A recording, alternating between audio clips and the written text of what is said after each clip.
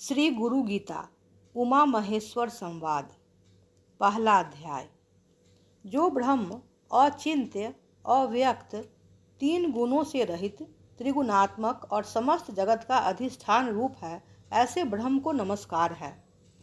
ऋषियों ने कहा, हे महाज्ञानी, हे वेद वेदांगों में निष्णात प्यारे सूत जी, सब पापों का नाश करने वाले गुरु का स्वरूप हमें सुनाओ, जिसको सुनने मात्र से मनुष्य दुख से विमुक्त हो जाता है, जिस उपाय से मुनियों ने सर्वज्ञता प्राप्त की है, जिसको प्राप्त करके मनुष्य फिर से संसार बंधन में बंधता नहीं है, ऐसे परम तत्व का कथन आप करें।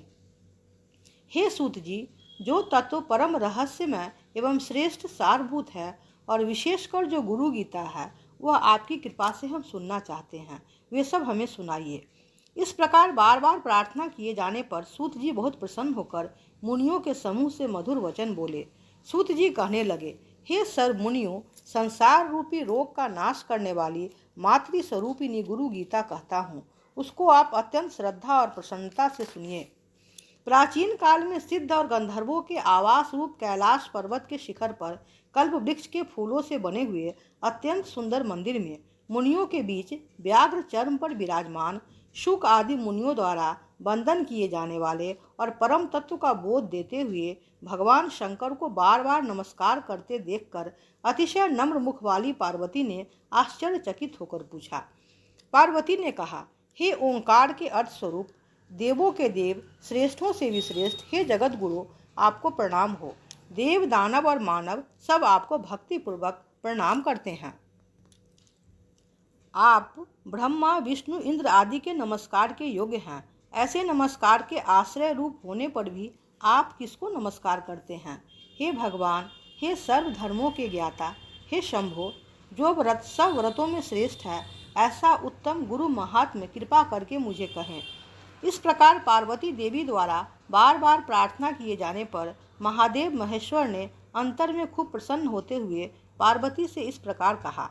श्री महादेव जी ने कहा, हे देवी, यह तत्व रहस्यों का भी रहस्य है, इसलिए कहना उचित नहीं। पहले किसी से भी नहीं कहा, फिर भी तुम्हारी भक्ति देखकर यह रहस्य कहता हूँ। हे देवी, तुम मेरा ही स्वरूप हो, इसलिए यह रहस्य तुमको कहता हूँ। तुम्हारा यह प्रश्न लोक का कल्याणकारक है। ऐसा प्रश्न पहले कभी किसी ने नहीं किया। जिसको ईश्वर में पराभक्ति होती है, जैसी ईश्वर में है वैसी ही भक्ति जिसको गुरु में होती है, ऐसे महात्माओं को ही यहाँ कही हुई बात समझ में आएगी। जो गुरु हैं वे ही शिव हैं, जो शिव हैं वे ही गुरु हैं। दोनों में जो अंतर मानता है वह गुरु पत्नी गमन करने वाले के समान पापी है। हे प्रिय, वेद, शास्त्र, पुराण, इतिहास आदि, मंत्र, यंत्र, मोहन, उच्चाटन आदि विद्या, शैव, शाक्त, आगम और अन्य सर्व मत मतांतर, ये सब बातें गुरु तत्व को जाने बिना भ्रांत चित्त वाले जीवों को पथ भ्रष्ट करने वाली हैं, और जब तप, तीर्थ, यज्ञ, दान ये सब व्यर्थ हो जाते हैं। हे सुमुखी, आत्मा में गुरु बुद्धि के सिवा कुछ भी सत्य नहीं है, सत्य नहीं है। इसलिए इस आत्मज्ञान को प्राप्त करने के लिए बुद्धिमानों को प्रयत्न करना चाहिए। जगत गूढ़ अविद्यात्मक माया रूप है और शरीर अज्ञान से उत्पन्न हुआ है। इनका विश्लेषणात्मक ज्ञान जिनकी कृपा से होता है, उस ज्ञान को गुरु कहते हैं। श्री गुरुदेव के पाद सेवन से मनुष्य सर्व पापों से विशुद्धात्मा होकर ब्रह्म रूप हो जाता है। वह तुम पर कृपा करने के लिए कहता हूँ। श्री गुरुदेव का चरणामृत पाप रूपी कीचड़ का सम्यक शोषक है, ज्ञान तेज का सम्यक उद्दीपक है और संसार सागर का सम्यक तारक है। अज्ञान की जड़ को उखाड़ने वाले, अनेक जन्मों के कर्मों का निवारण करने वाले, ज्ञान और वैराग्य को सिद्ध करने वाले श्री गुरुदेव के चरणामृत का पान करना चाहिए। अपने गुरुदेव के नाम का कीर्तन अनंत स्वरूप भगवान शिव का ही कीर्तन है।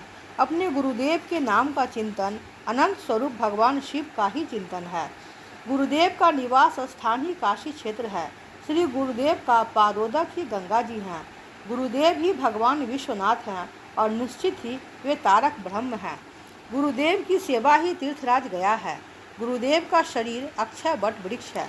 गुरुदेव के श्री चरण भगवान विष्णु के श्री चरण हैं। वहाँ लगाया हुआ मन तदाकार हो जाता है। ब्रह्म श्री गुरुदेव के मुखार बिंद में स्थित है, वह ब्रह्म उनकी कृपा से प्राप्त हो जाता है। इसलिए जिस प्रकार स्वेच्छाचारी स्त्री अपने प्रेमी पुरुष का चिंतन करती है, उसी प्रकार सदा गुरुदेव का ध्यान करना चाहिए। अपने आश्रम, अपनी जाति, अपनी कीर्ति, पालन पोषण ये सब छोड़कर गुरुदेव का ही सम्यक आश्रय लेना चाहिए। विद्या गुरुदेव के मुख में रहती है और वह गुरुदेव की भक्ति से ही प्राप्त होती है। यह बात तीनों लोकों में देव, ऋषि, पितृ और मानवों द्वारा स्पष्ट रूप से कही गई है। गु शब्द का अर्थ है अंधकार और रू शब्द का अर्थ है प्रकाश। अज्ञान को नष्ट करने वाला जो ब्रह्म रूप प्रकाश है वह गुरु है, इसमें कोई संशय नहीं है। गुकार अंधकार है और उसको दूर करने वाला रुकार है। अज्ञान रूपी अंधकार को नष्ट करने के कारण ही गुरु कहलाते हैं। गुकार से गुणातीत कहा जाता है, रुकार से रूपातीत कहा जाता है। गुण और रूप से परे होने के कारण ही गुरु कहलाता है। गुरु शब्द का प्रथम अक्षर गुकार माया आदि गुणों का प्रकाशक है और दूसरा अक्षर रुकार माया की भ्रांति से मुक्ति देने वाला पर ब्रह्म है। साधक को चाहिए कि गुरुदेव की प्रसन्नता के लिए आसन, बिस्तर, वस्त्र, आभूषण, वाहन आदि श्री गुरुदेव को समर्पित करे। अपने शरीर, इंद्रिय, प्राण, धन, कुटुंबीजन, नाते रिश्तेदार, पत्नी आदि सब गुरुदेव को अर्पण करना चाहिए। गुरु सर्व श्रुति रूप श्रेष्ठ रत्नों से सुशोभित चरण कमल वाले हैं और वेदांत के अर्थों के प्रवक्ता हैं। इसीलिए श्री गुरुदेव की पूजा करनी चाहिए, जिसके स्मरण मात्र से ज्ञान अपने आप प्रकट होने लगता है और वे ही सर्व संपदा रूप है। अतः श्री गुरुदेव की पूजा करनी चाहिए। संसार रूपी वृक्ष पर चढ़े हुए लोग नरक रूपी सागर में गिरते हैं, उन सब का उद्धार करने वाले श्री गुरुदेव को नमस्कार हो। जब विकट परिस्थिति उपस्थित होती है तब वे ही एकमात्र परम बांधव हैं और सब धर्मों के आत्मस्वरूप हैं। ऐसे श्री गुरुदेव को नमस्कार हो। संसार रूपी अरण्य में प्रवेश करने के बाद दिग्मूढ़ की स्थिति में जब कोई मार्ग नहीं दिखाई देता है, चित्त भ्रमित हो जाता है, उस समय जिसने मार्ग दिखाया उन श्री गुरुदेव को नमस्कार हो। इस पृथ्वी पर त्रिविध ताप, आधि, व्याधि, उपाधि रूपी अग्नि से जलने के कारण अशांत हुए प्राणियों के लिए गुरुदेव ही एकमात्र उत्तम गंगा जी हैं। ऐसे श्री गुरुदेव को नमस्कार है। 7 समुद्र पर्यंत के सब तीर्थों में स्नान करने से जितना फल मिलता है, वह फल भी गुरुदेव के चरणामृत के एक बिंदु का 1000वां हिस्सा है। यदि शिव जी नाराज हो जाएं तो गुरुदेव बचाने वाले हैं, किंतु गुरुदेव नाराज हो जाएं तो बचाने वाला कोई नहीं। अतः गुरुदेव को संप्राप्त करके सदा उनकी शरण में रहना चाहिए। गुरु शब्द का गु अक्षर गुणातीत अर्थ का बोधक है और रू अक्षर रूप रहित स्थिति का बोधक है। ये दोनों गुणातीत और रूपातीत स्थितियाँ जो देते हैं उनको गुरु कहते हैं। हे प्रिय, गुरु ही त्रिनेत्र रहित 2 नेत्र वाले साक्षात शिव हैं, 2 हाथ वाले भगवान विष्णु हैं और 1 मुख वाले ब्रह्मा जी हैं। देव, किन्नर, गंधर्व, पितृ, यक्ष, तुम्बुरु और मुनि लोग भी गुरु सेवा की विधि नहीं जानते। हे प्रिय, तार्किक, वैदिक, ज्योतिषी, कर्मकांडी तथा लौकिक जन निर्मल गुरु तत्व को नहीं जानते। तप और बल के विद्या के कारण से और महा अहंकार के कारण से जीव इस संसार में रहट की तरह बार बार भटकता है। यदि गुरु तत्व से परांग मुक्त हो जाए तो याज्ञिक मुक्ति नहीं पा सकते, योगी मुक्त नहीं हो सकते और तपस्वी भी मुक्त नहीं हो सकते।